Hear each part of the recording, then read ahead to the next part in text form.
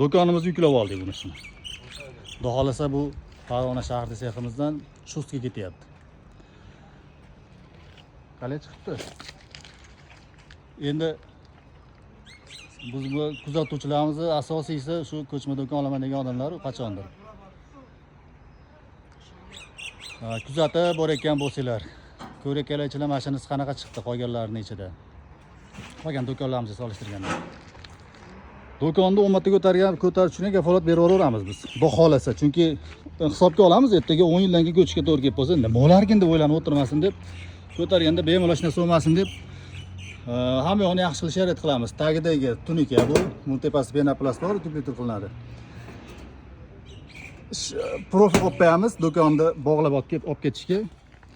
Devorlari, patologlari 3 qavat tupli, bemalol issiq sovuqda konditsioner ishlaydi. Yoqdimi?